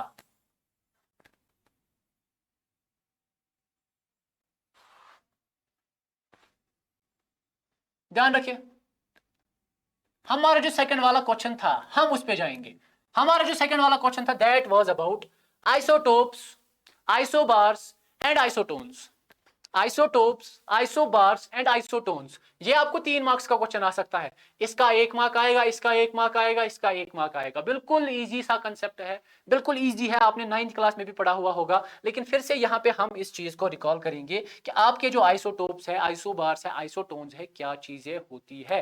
तो सबसे पहले ध्यान देंगे बेटा, आइसोटोप्स, आइसोटोप्स क्या होती है। आइसोटोप्स, आइसोटोप्स कुछ ऐसी एटॉमिक स्पीशीज होती है, आइसोटोप्स कुछ ऐसी एटॉमिक स्पीशीज होती है, इनमें क्या होता है, विच बियर, इनमें क्या होता है, दे beer same atomic number, same atomic number. अभी भी मैंने आपको बताया Z से हम रिप्रेजेंट करते हैं एटॉमिक नंबर को। तो आप कह सकते हैं आइसोटोप्स कुछ ऐसी एटॉमिक स्पीशीज होती है जिनका सेम एटॉमिक नंबर होता है, लेकिन वो वेरी करते हैं, वो डिफर करते हैं किसमें, but they vary in there. बेटा आपको पता ही होगा, आपने एज्यूम, आपने सोच भी लिया होगा किस में वेरी करते हैं। ठीक है, तो ध्यान देंगे, these are those atomic species which vary, sorry, these are those atomic species which bear the same atomic number but they differ or they vary in their मास, या आप जिसको कह सकते हैं एटॉमिक मास। देखिए अगर आप आराम से समझेंगे, आइसोटोप्स कुछ ऐसी स्पीशीज होती है, कुछ एटॉमिक स्पीशीज होती है जहां पे आपका एटॉमिक नंबर तो सेम ही रहेगा, नंबर ऑफ प्रोटॉन्स तो सेम ही रहेगा, लेकिन they vary in their atomic masses. ठीक है बेटा, तो अब आप इसको कंक्लूड कैसे करेंगे, क्या मतलब है इस बात का, आइसोटोप का क्या मतलब है। ठीक है, तो ध्यान देंगे बेटा, सबसे पहले मैं एग्जांपल लूंगा, मेरे पास होता है कार्बन, मेरे पास होता है, ये देखिए बेटा, मेरे पास एक होता है कार्बन 12, दूसरा होता है कार्बन 13, तीसरा होता है कार्बन 14। अगर आप देखेंगे तीनों केसेस में, तीनों केसेस में कार्बन का जो एटॉमिक नंबर है वो 6 के बराबर आता है, कार्बन का जो एटॉमिक नंबर है वो 6 के बराबर आता है, यानी कि तीनों में नंबर ऑफ प्रोटॉन सेम है। लेकिन इसी तरीके से अगर आप देखेंगे इनका जो एटॉमिक मास है वो वेरी हो रहा है, यहाँ पे 12, यहाँ पे 13 और यहाँ पे 14 वैल्यू आ रहा है। ठीक है, तो ये वेरिएशन क्यों आ रही है, ये जो एटॉमिक मास में वेरिएशन आ रही है क्यों आ रही है, इसके बाद मैं आपको बताऊंगा। लेकिन आप कह सकते हैं कि ये जो कार्बन 12 है, कार्बन 13 है, कार्बन 14 है, these are the examples of isotopes, these are the examples of isotopes. यहां पे आप देख सकते हैं एक का मास नंबर 12, दूसरे का 13, तीसरे का 14। अब इनका क्या होता है, इनका सेम नंबर ऑफ प्रोटॉन्स होता है, सेम नंबर ऑफ प्रोटॉन्स। लेकिन अब वेरी किस में करेंगे, वेरी किस में करेंगे, एटॉमिक मास में ये वेरी इसीलिए कर रहे हैं क्योंकि इनमें होता है डिफरेंट नंबर ऑफ न्यूट्रॉन्स। बेटा डिफरेंट नंबर ऑफ न्यूट्रॉन्स, ये आपके एंट्रेंस में भी पूछा जा सकता है, आपके बोर्ड में भी आपका ये सवाल आ सकता है, ऑप्शनल जो आपके एमसीक्यूज आते हैं वहां पे ये सवाल आ सकता है कि आइसोटोप्स, इनका अगर एटॉमिक नंबर सेम होता है, इनका प्रोटॉन नंबर सेम होता है, लेकिन ये वेरी क्यों करते हैं फिर एटॉमिक मास में। ठीक है, तो आप इसका क्या जवाब देंगे, ये वेरी करते हैं in their number of neutrons. यानी कि आप देखेंगे इसमें भी 6 प्रोटॉन, इसमें भी 6 प्रोटॉन, इसमें भी 6 प्रोटॉन। ठीक है, p प्रोटॉन प्रोटॉन। लेकिन इसी तरीके से अगर आप कार्बन 12 में देखेंगे इसमें 6 न्यूट्रॉन्स होते हैं, जो कार्बन 13 है इसमें 7 न्यूट्रॉन्स होते हैं, और जो आपका कार्बन 14 है इसमें 8 न्यूट्रॉन्स होते हैं। और आपको ये चीज पता ही होगा कि एटम का जो मास है वो प्राइमरीली होता है दो चीजों की वजह से, एक प्रोटॉन की वजह से और दूसरा न्यूट्रॉन की वजह से। इलेक्ट्रॉन का मास नेग्लिजिबल होता है, हम उसको इनके कॉरेस्पॉन्डिंग में नहीं लेते, हम उसको नेग्लेक्ट करते हैं। तो मास किसकी वजह से आया? एक तो एक तो प्रोटॉन की वजह से, दूसरा न्यूट्रॉन की वजह से। ठीक है बेटा, अब प्रोटॉन नंबर अगर सेम है तो मास क्यों वेरी हो रहा है? मास वेरी होता है क्योंकि इनमें अलग अलग नंबर ऑफ न्यूट्रॉन्स होते हैं। ठीक है, और एक एग्जांपल देखेंगे यहां पे मेरे पास होता है H11, दूसरा H12, तीसरा H13। सर क्या लिख रहे हो? These are the isotopes of hydrogen, these are the isotopes of hydrogen. आप इसको देखेंगे, atomic number 1, atomic number 1, atomic number 1, तीनों का सेम एटॉमिक नंबर है, लेकिन but they vary in their atomic masses. क्यों? क्योंकि इनमें भी डिफरेंट नंबर ऑफ न्यूट्रॉन्स होंगे। ठीक है बेटा, ये पहला वाला जो है इसको हम बोलते हैं प्रोटियम, प्रोटियम। ये जो दूसरा वाला है इसको हम बोलते हैं ड्यूटीरियम, और तीसरा वाला जो है आपका इसको हम बोलते हैं ट्राइटियम। ठीक है बेटा, प्रोटियम, ड्यूटेरियम, ट्राइटियम, ये क्या होते हैं? ये तीन आइसोटोप्स ऑफ हाइड्रोजन होते हैं। और इवेंचुअली आप देख सकते हैं इनका एटॉमिक नंबर सेम है, इनमें प्रोटॉन नंबर सेम होता है, but they vary in their atomic masses. क्यों? क्योंकि इनमें नंबर ऑफ न्यूट्रॉन्स अलग अलग होते हैं। आप देख सकते हैं यहाँ पे जो नंबर ऑफ न्यूट्रॉन है 0 न्यूट्रॉन्स होते हैं, यहाँ पे 1 न्यूट्रॉन होता है, और यहाँ पे आपके 2 न्यूट्रॉन्स होते हैं। तो खैर आपको समझ आया होगा। What are isotopes? Isotopes are those atomic species which bear the same atomic number but they vary in their atomic masses. And why they vary in their atomic masses? Because they have the different number of neutrons. ठीक है बेटा, तो समझ आ गया होगा आपका। अब हम जाएंगे हमारे दूसरे वाले पे जिसको हम बोलते हैं आइसोबार्स।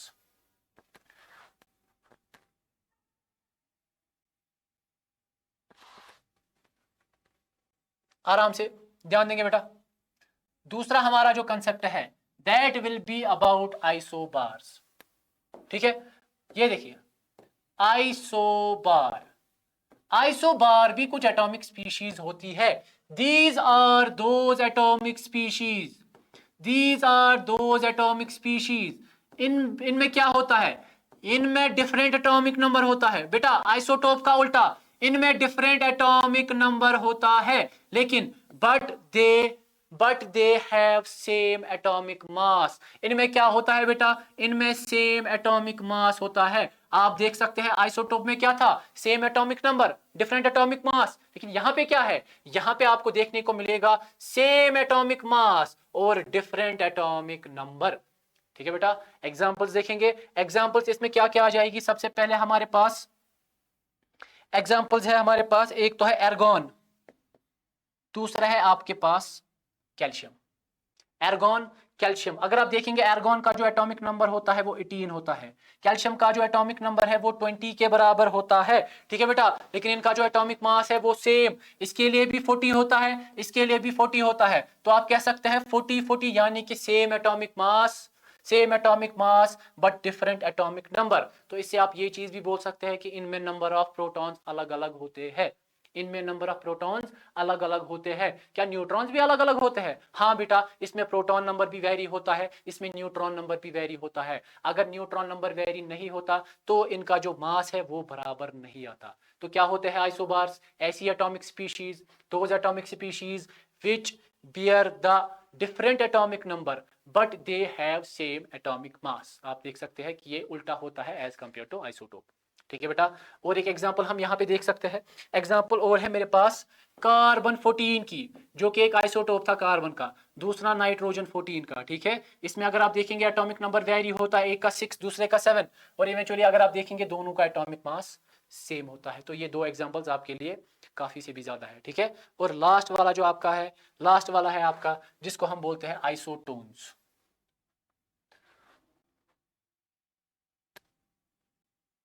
ये देखिए बेटा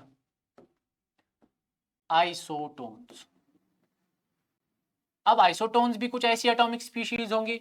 इनमें क्या खास होता है? आइसोटोन्स ऐसी स्पीशीज होती है, ऐसी स्पीशीज होती है जिनमें डिफरेंट एटॉमिक नंबर होता है, डिफरेंट एटॉमिक नंबर होता है। ठीक है बेटा। लेकिन इसमें सेम क्या होता है, इसमें होता है सेम नंबर ऑफ न्यूट्रॉन्स, इनमें होता है सेम नंबर ऑफ न्यूट्रॉन्स। आपने देखा होगा अगर एटॉमिक नंबर डिफरेंट तो प्रोटॉन नंबर डिफरेंट, लेकिन इनमें क्या होता है, इनमें सेम नंबर ऑफ न्यूट्रॉन्स होते हैं बेटा। ठीक है बेटा। Isotones are those atomic species, इनका एटॉमिक नंबर तो डिफरेंट होता ही होता है, but they have the same number of neutrons, they bear the same number of neutrons. ठीक है बेटा। इनकी एग्जांपल अगर आप देखेंगे, आपके पास सबसे पहले एग्जांपल है कार्बन 14 की, कार्बन 14 और नाइट्रोजन 15 की, कार्बन 14 और नाइट्रोजन 15 की। इसका एटॉमिक नंबर 6 होता है, इसका एटॉमिक नंबर 7 होता है। आप देख सकते हैं यहां पे आप नंबर ऑफ न्यूट्रॉन को निकाल सकते हैं। कैसे आप निकालेंगे, 14 minus 6, 14 minus 6 number of neutron किसके बराबर आया, 8 के बराबर आया। ठीक है बेटा। इसी तरीके से नंबर ऑफ न्यूट्रॉन किसके बराबर होता है, नंबर ऑफ न्यूट्रॉन होता है mass number minus atomic number. ठीक है बेटा।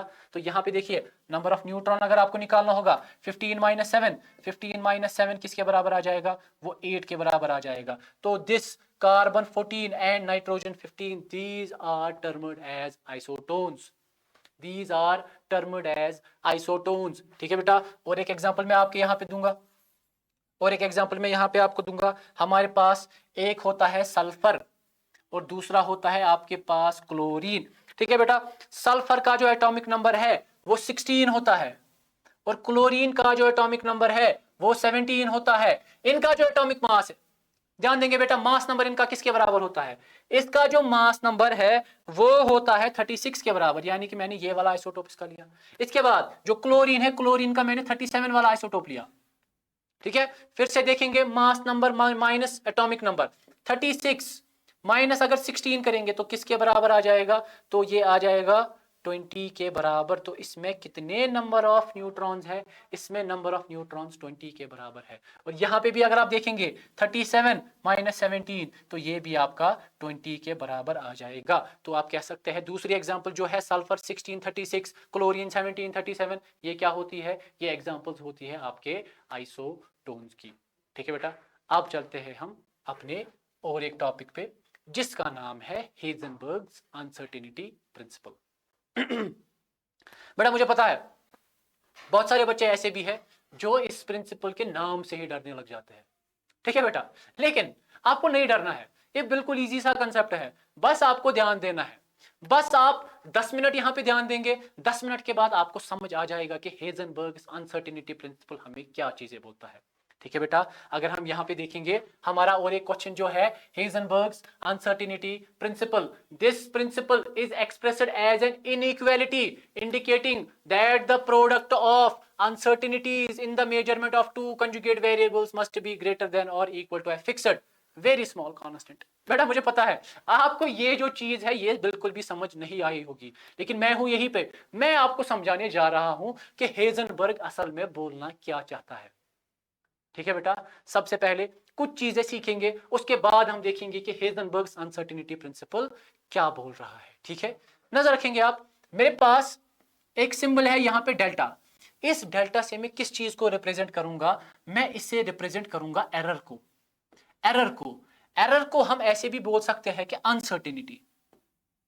अनसर्टेनिटी देखिए याद रखेंगे आप, हमारे पास एक्सेलरेशन ड्यू टू ग्रेविटी का वैल्यू होता है 9.81 के बराबर, लेकिन हमारे पास बहुत सारे इंस्ट्रूमेंट्स होते हैं जिससे हम उसको मेजर करेंगे, लेकिन जब हम प्रैक्टिकली मेजर करेंगे तो वो एक्यूरेट 9.81 के बराबर नहीं आता, या तो वो उससे वैल्यू थोड़ा ज्यादा आएगा या उससे वैल्यू थोड़ा कम आएगा, तो डिविएशन हो गई प्रॉपर रिजल्ट से। ठीक है।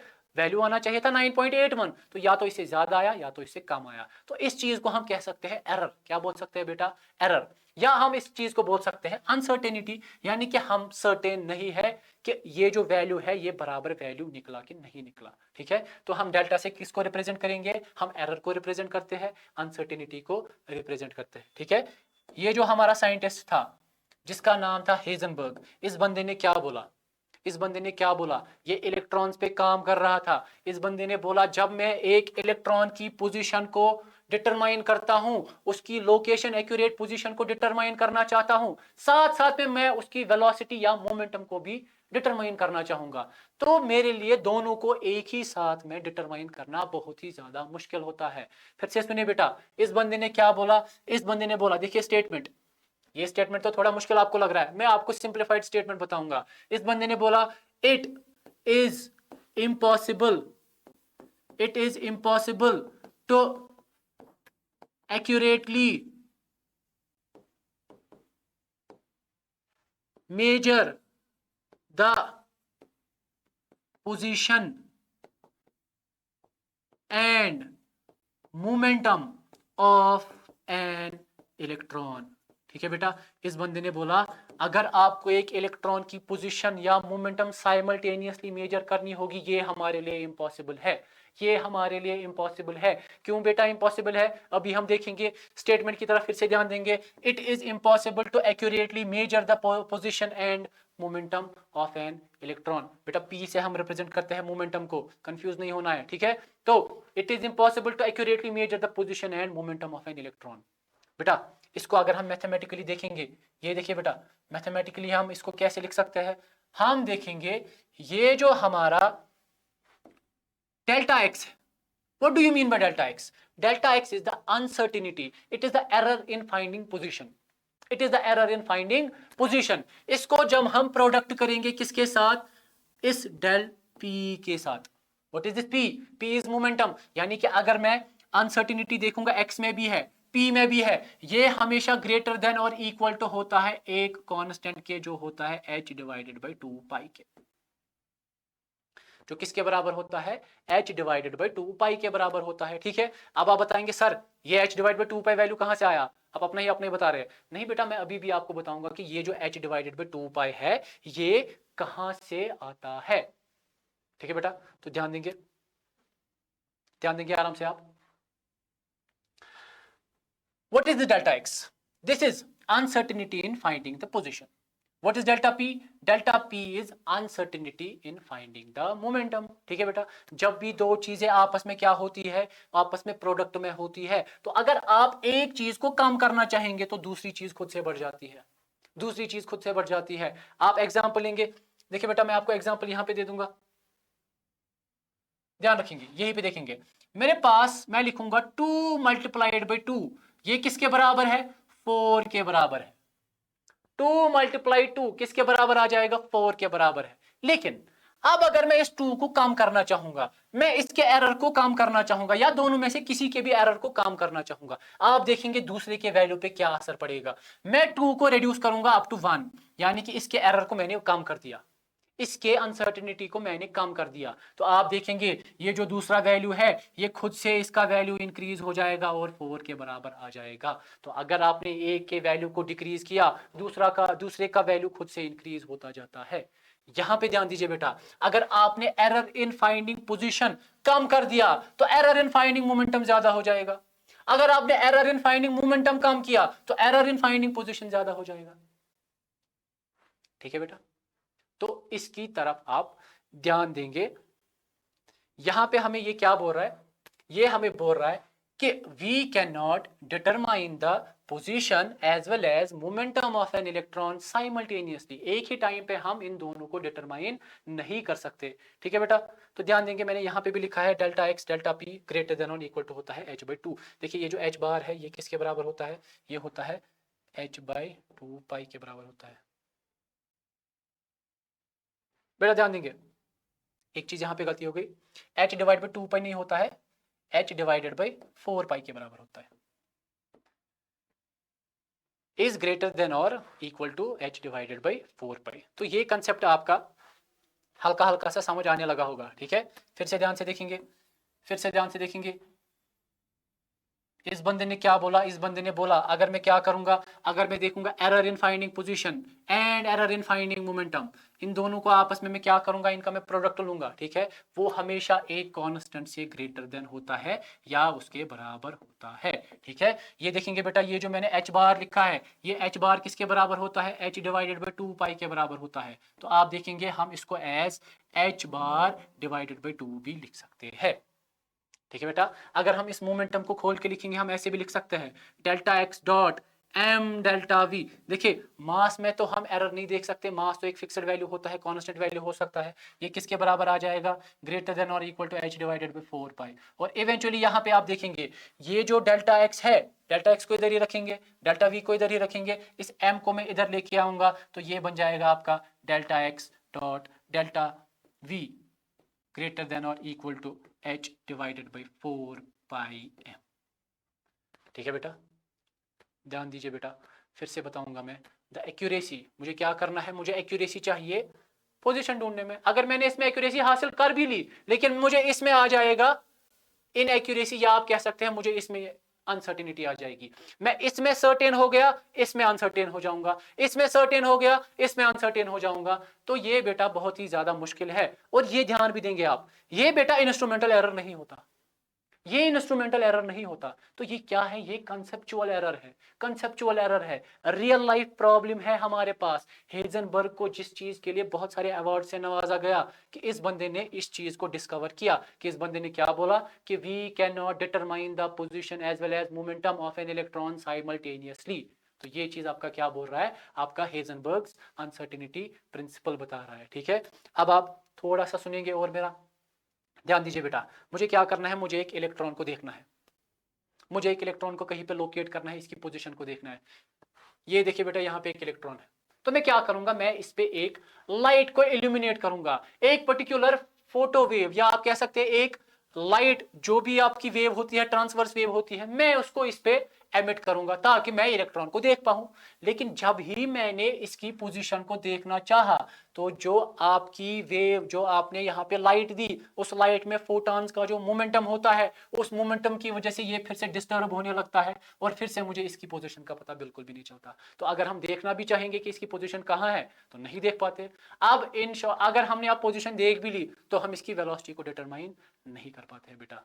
और एक चीज, बहुत ही ज्यादा इंपॉर्टेंट चीज ध्यान में रखेंगे आप, ये जो हेजनबर्ग अनसर्टेनिटी प्रिंसिपल है, किन किन चीजों पे अप्लाई होती है, ये बेटा खाली आपके क्वांटम पार्टिकल्स के लिए इस्तेमाल होती है। क्वांटम पार्टिकल से मेरा गर्ज है जो आपके सब एटॉमिक पार्टिकल्स होते हैं, इलेक्ट्रॉन्स वगैरह, या इसी के जैसे जो और अदर पार्टिकल्स होते हैं, उन पे अनसर्टेनिटी प्रिंसिपल अप्लाई होता है। अगर आप देखेंगे मेरे लिए, मैं एक मैक्रो ऑब्जेक्ट हूं, माइक्रोस्कोपिक ऑब्जेक्ट नहीं हूं मैं, तो मेरे लिए अनसर्टेनिटी प्रिंसिपल अप्लाई नहीं होता। तो किन के लिए होता है, माइक्रोस्कोपिक पार्टिकल्स, जो आपके ये छोटे छोटे इलेक्ट्रॉन, प्रोटॉन, या कोई भी आपके पास पॉजिट्रॉन वगैरह है, उनके लिए ये अनसर्टेनिटी प्रिंसिपल डिफाइन होता है। तो ठीक है बेटा, आपने समझा होगा कि ये जो डेल्टा एक्स था, ये क्या था, error in finding position. What was the delta p, this was error in finding momentum. इन दोनों का जब मैंने प्रोडक्ट लिया, वो ग्रेटर देन और इक्वल टू आया h डिवाइडेड बाय 4 पाई के। अब आपका ये भी सवाल होगा, sir h divide by 4 pi कहाँ से आपने लाया। ये बहुत ही हायर कंसेप्ट है बेटा, लेकिन ध्यान रखेंगे, ये जो h डिवाइडेड बाय 4 पाई है, मैंने कहाँ कहाँ से लाया। हमारे पास एक मैथमेटिक्स में फोरियर सीरीज होती है, फोरियर सीरीज होती है, ठीक है बेटा, हायर क्लासेस में आप देखेंगे। और इसी के साथ इस बंदे ने किसको यूज किया, एक तो फोरियर सीरीज को, दूसरा इसने डी ब्रोगलीज हाइपोथेसिस को इस्तेमाल किया, और उन दो चीजों से इसने ये कंक्लूड किया कि ये जो कांस्टेंट है, ये h डिवाइडेड बाय 4 पाई के बराबर आता है। ठीक है बेटा, तो ये था आपका अनसर्टेनिटी प्रिंसिपल। इसमें हमने क्या क्या चीजें देखी, क्या क्या चीजें पढ़ी, होप आप सबको ये चीजें समझ आई होगी। अब इसके बाद इसी का लास्ट वाला जो पोर्शन है, the principal significance is profound. इसकी जो प्रिंसिपल्स है, मतलब इससे हमें क्या क्या आउटकम्स मिले, इसके क्या क्या फिजिकल सिग्निफिकेंसेस है। तो सबसे पहला इसका सिग्निफिकेंस क्या है, जो बोहर ने अपना एक पोस्टुलेट दिया था कि स्टेशनरी ऑर्बिट होता है जहां से आपका इलेक्ट्रॉन रिवॉल्व करता है, वो बिल्कुल ही गलत था। बल्कि वहां पे क्या है, देयर देयर ये देखिए, it rules out the concept of definite well defined circular path for an electron which was a feature of Bohr's model। Bohr के मॉडल ने जो अपना पोस्टुलेट दिया था कि ये जो इलेक्ट्रॉन है एक पर्टिकुलर फिक्स्ड पाथ में चलता है, लेकिन ऐसा बिल्कुल भी नहीं है। बल्कि ऐसा क्या होता है, हमारे पास एक कंसेप्ट आता है जिसको हम बोलते हैं ऑर्बिटल। ठीक है, ऑर्बिटल क्या होता है, यहाँ पे probability of finding an electron is maximum, जिसको हम साई स्क्वायर से दिखाते हैं। बेटा श्रोडिंगर वेव इक्वेशन में आपने देखा होगा साई स्क्वायर की फिजिकल सिग्निफिकेंस क्या होती है, ये हमें दिखाता है probability distribution of finding an electron. ठीक है, आगे को हम देखेंगे, हमें ये चीजें पढ़नी है आगे अदर लेक्चर्स में, तो ध्यान देंगे बेटा। इसने ये जो बोहर का जो पहला ही पोस्टुलेट था, उसको गलत प्रूव करके दिया कि ये डेफिनिट इलेक्ट्रॉन वहां पे नहीं देखा जाता। ठीक है, दूसरा origin of the orbital concept. ये देखिए बेटा, मैंने अभी भी आपको बताया ऑर्बिटल कंसेप्ट, तो यहाँ पे भी वही चीज मैंने लिखी है, हमारा ऑर्बिटल कंसेप्ट ओरिजिनेट हो गया, डिस्कवर हो गया। एक ऑर्बिटल क्या होता है? ये न्यूक्लियस के अराउंड एक स्पेस होती है जहां पे इलेक्ट्रॉन की प्रोबेबिलिटी ऑफ फाइंडिंग मैक्सिमम होती है। इन शॉर्ट आप एक जनरल एनालॉजी सुनिए। देखिए, जोक्स अपार्ट, मैं आपको बस कंसेप्ट सिखा रहा हूं। देखिए, जब हम एक शादी पे होते हैं तो मैक्सिमम टाइम्स आप बताएंगे कि ये जो एक लड़का था, ये लड़का कहां पे पाया जाएगा? बेटा कहां पे पाया जाएगा? आप सोच लो, ये लड़का हमेशा औरतों के टेंट के पास पाया जाएगा। क्यों? क्योंकि बेटा इसको क्या करना है, इसको अपनी इमेज जमानी है। ठीक है बेटा, इसी तरीके से मैं बताऊंगा आपको वो लड़का कहां गया, आप बताएंगे सर वो कहां पे होगा, वो सहसा जना टेंटस निश क्या बेटा, नॉर्मलाइजेशन है, ऐसी ही चीज है हमारी दुनिया में। वो वहां पे अपना रोब जमाएगा, अपना दिखाएगा कि मैं पता नहीं कौन हूं, लेकिन मैं आपको बता रहा हूं कि कंसेप्ट, कि मैं आपको बताऊंगा प्रोबेबिलिटी ऑफ फाइंडिंग दैट लड़का कहां पे होगा, आप बताएंगे एक पर्टिकुलर रीजन में होगा। ठीक है, इसी तरीके से मैं आपको बताऊंगा यहां पे इलेक्ट्रॉन कहां पे देखने को मिलेगा, एक रीजन ऑफ स्पेस में देखने को मिलेगा। उस रीजन ऑफ स्पेस को हम क्या बोलेंगे, उसको हम बोलते हैं ऑर्बिटल। ठीक है, और ये जो एटॉमिक ऑर्बिटल होता है, ये एक थ्री डायमेंशनल रीजन होता है। ठीक है, इसमें अलग अलग शेप्स होती है, जैसे spherical, dumbbell shaped, clover leaf shaped. आगे वाले लेक्चर्स में हम देखेंगे ऑर्बिटल्स क्या होते हैं। तो इन शॉर्ट आप कहेंगे ये जो इसकी सिग्निफिकेंस है, सबसे पहले इसने जो इलेक्ट्रॉन का पाथ बताया था बोहर ने, उसको कैंसिल आउट किया। दूसरे इसने ओरिजिन ऑफ ऑर्बिटल कंसेप्ट को स्टार्ट किया। ठीक है बेटा, तो इसी के साथ आपका जो आज का लेक्चर है वो इसी के साथ खत्म होता है। और इस लेक्चर के खत्म होने के साथ साथ आपके जो मेन 3 टॉपिक्स थे इस चैप्टर के, वो खत्म हो गए। यहीं पे बेटा सुनिए, यहीं पे बेटा आप ध्यान देंगे, अगर आपने ध्यान से इस लेक्चर को सुना होगा, आपने देखा होगा कि आपके कंसेप्ट्स भी इंशाल्लाह क्लियर हो गए होंगे। आपको बोर्ड्स के लिए आप फर्दर प्रिपेयर नहीं करना होगा। जो भी मैंने यहाँ पे दिखाया आप अपनी कॉपीज वगैरह पे नोट कर सकते हैं, और कंसेप्ट दिमाग में भर के रखना है कि हमें सर ने क्या क्या चीजें बताई, क्या क्या चीजें पढ़ाई। अब बहुत सारी चीजें यहाँ पे हमें इस्तेमाल हुई, जैसे क्वांटम नंबर्स, जैसे ऑर्बिटल्स, वो इंशाल्लाह हम अगले वाले लेक्चर में इस्तेमाल करेंगे, अगले वाले लेक्चर्स में देखेंगे। तो मैं ये उम्मीद करूंगा कि आप बच्चे मेहनत करेंगे। देखिए बेटा, हम भी मेहनत कर रहे हैं यहाँ पे आप बच्चों के लिए, ताकि आप अब इस टाइम जहाँ पे आप बहुत ही ज़्यादा टेंशन में है कि हम बोर्ड्स में क्या करेंगे, हम आपके लिए लेके आए हैं रिविजन कोर्स। तो आप भी अब ध्यान से पढ़ेंगे, ध्यान से आगे की ओर अपनी कॉपीज़ वगैरह बनाएंगे, या नोट्स वगैरह आप देख के रखेंगे कि कहाँ से आपको क्या प्रिपेयर करना है। बस आपको हमारे साथ चलते रहना है, हमारे इस बोर्ड सीरीज के साथ चलते रहना है। आपका सारा जो बोर्ड है हम तक छोड़िए, वो इंशाल्लाह आपका क्लियर हो जाएगा, and you people will be among the toppers इंशाल्लाह। ठीक है बेटा, तो इसी के साथ हमारा जो आज का टॉपिक है वो खत्म होता है। Thank you very much.